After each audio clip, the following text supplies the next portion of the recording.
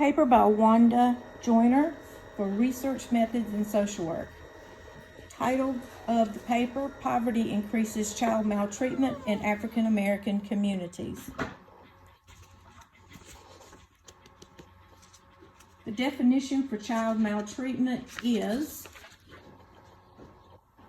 any recent act or failure to act on the part of a parent or caretaker which results in the death, serious physical or emotional harm, sexual abuse, or exploitation, or an act or failure to act which presents an imminent risk of serious behavior.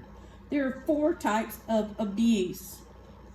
They are physical abuse, neglect, sexual abuse, and emotional abuse. Signs of maltreatment can include bruising, burns, sexually transmitted infections, fractures, and failure to thrive. Those under the age of 1 have the highest victimization rates, with a 25.7 per 1,000 children as a national average in 2019.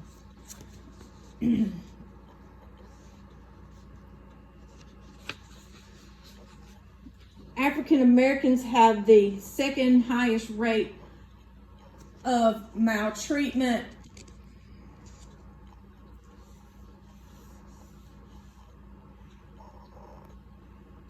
at 13.7% according to the CDC.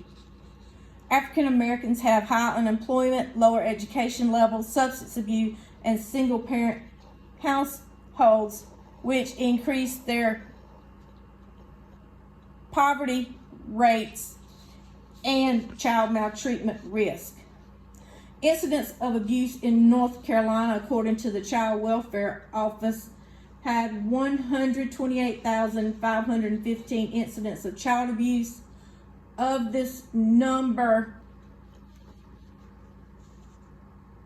11.46 were African American, and in 2016, 27 children died from child abuse by a parent or caregiver in North Carolina.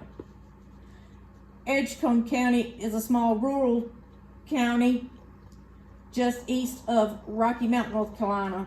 The population for the county is 56,552 and 21,680 households. It showed 409 cases of child abuse in Edgecombe County in 2016. Of those totals, 103 were white, 293 were African American, 20 were Hispanics, and 13 were of another race. Edgecombe County is the 95th ranked out of 100 counties in median household income in North Carolina. The hypothesis is if poverty rates are not decreased in the African American communities, then child maltreatment rates will remain high. The theoretical framework used for this is the ecological theory.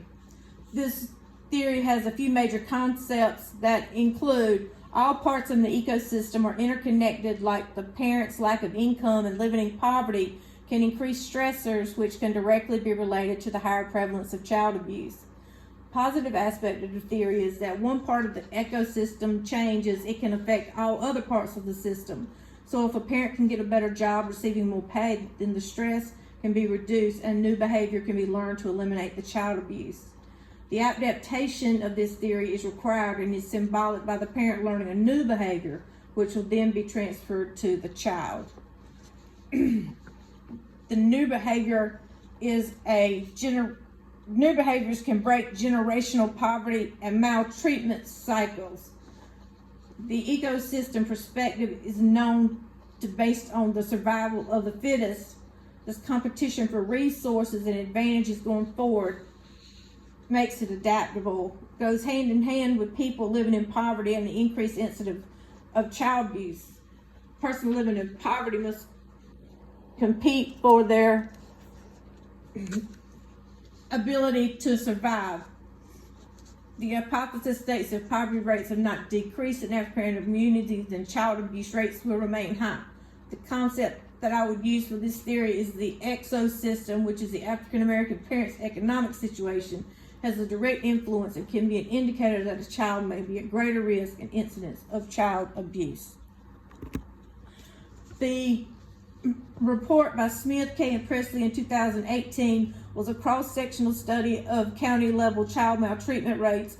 It sampled 354 counties, with 29 being rural and majority African American. It focused on 4 states in the South: Alabama, Georgia, Mississippi, and South Carolina. It used the county-level data by the U.S. Census and the University of Wisconsin. In 2014, the mean level of maltreatment across the 4 states was 11.2% out of 1,000. Compared to the rural African American counties had lower child report rates and victimization rates. That means child report rates in rural African American counties was 21.5 compared to 29.9.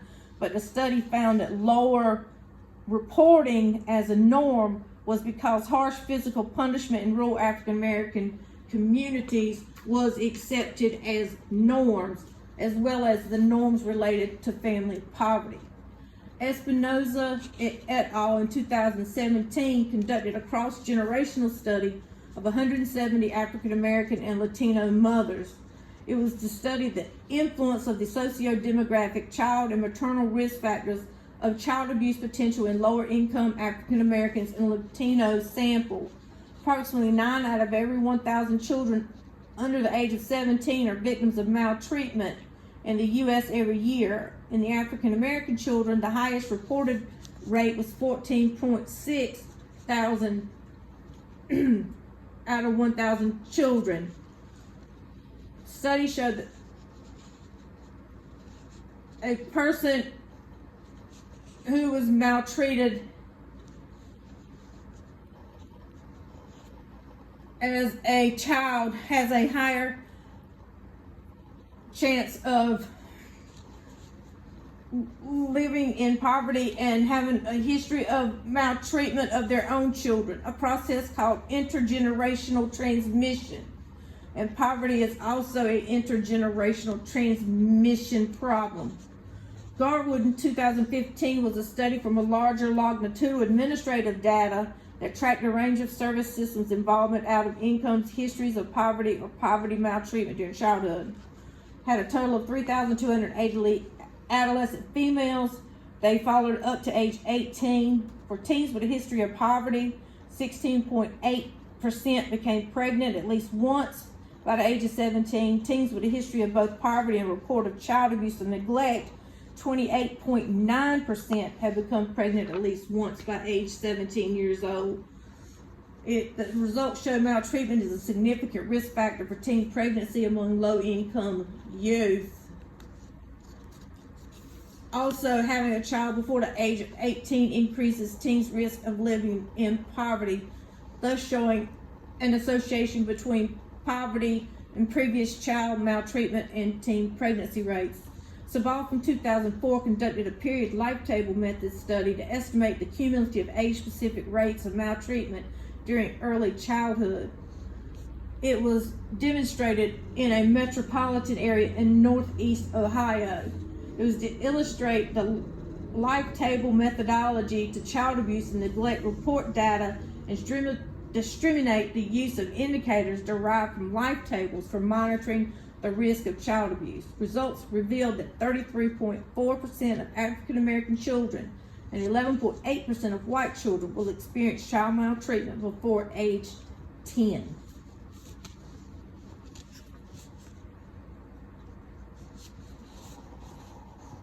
Statistics show that 55.1% of African American children in the study versus 38.3% of white children had any report of maltreatment, with 59.4% of African American children and 35% of white children having substantiated incidents of abuse. Freisler in 2007 used a cross-sectional ecological design to examine how the neighborhood environment differently affects rates of maltreatment for blacks, Hispanics, and white children. It used 941 neighborhoods in the study. The study found that children living in predominantly black neighborhoods located next to at least one high-poverty neighborhood had higher rates of maltreatment. On average, per census tract, 1 in 32 children 1 in 91 Hispanic children, and 1 in 167 white children experienced substantiated cases of maltreatment.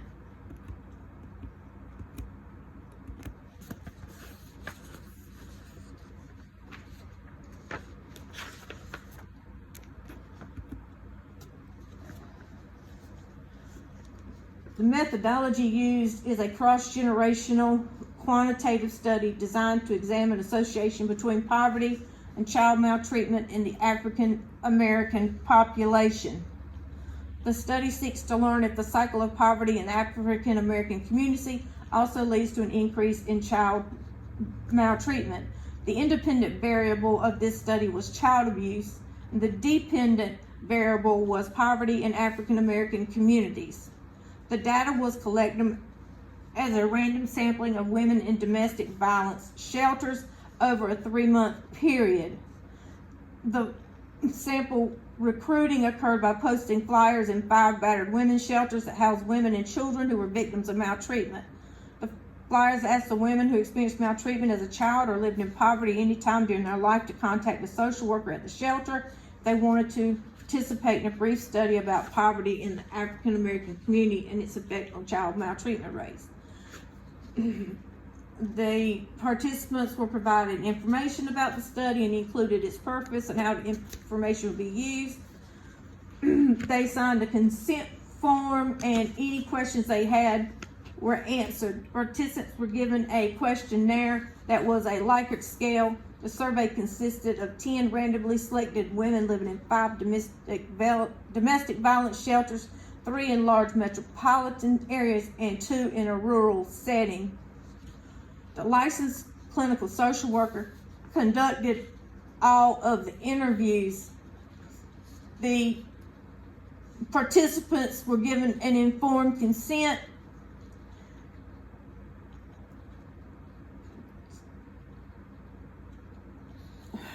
And no monetary compensation was offered. No coercion for admission to the shelter was a considering factor. The IRB reviewed and approved the pilot study conducted by the Tina Turner Institute as being valid and reliable. There were some challenges and barriers to the study, which included the participants' fear that the information would somehow be released or viewed by their abuser. Women in the shelter suffered from low self-esteem and shared feelings of unimportance. Their decreased sense of value was a barrier to their participation. The women shared a belief that their opinion and histories were not of no significance. And the final challenge was their insecurity regarding continued placement in the shelter should they refuse to participate.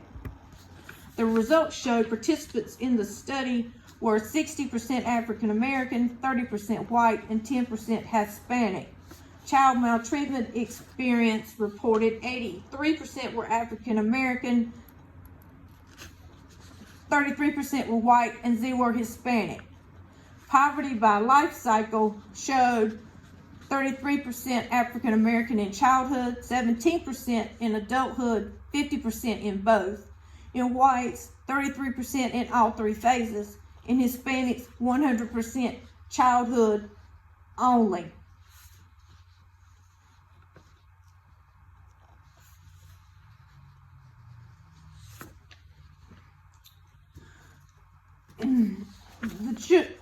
The cycle of child maltreatment will continue as long as poverty exists in the African American community. Showed that African Americans responded 17% neutral, 66% agreed, and 17% strongly agreed, while in the whites, 33% disagreed and 67% agreed. The Hispanics responded 100% neutral. Participants were asked if African Americans living in poverty have an increased rate of child maltreatment. African Americans responded 33% disagree, 50% agree, and 17% strongly agree. White non-Hispanics responded 33.3% neutral, 33.3% neutral, and 33% strongly agreed. The Hispanics responded 100% agree. Respondents were then asked, poverty and child maltreatment are a multi-generational continuum in the African American community. Response were African Americans, 33% disagreed, 33% were neutral, 17% agreed, and 17% strongly agreed. Whites, 67% neutral, 33% agreed, and Hispanics responded 100% neutral. Respondents were then asked, increasing income in the African American community will decrease incidence of maltreatment. African Americans responded 17% neutral, 33% agree, and 50% strongly agree. White non-Hispanics responded 33% disagreed, and 67% were neutral. The Hispanics responded 100% agree. The next question was, increasing income in the African American community will decrease incidence of maltreatment.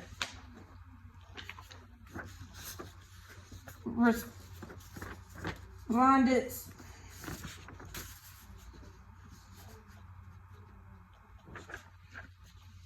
were 67% of African American agreed, 17% were neutral, and 17% strongly agreed.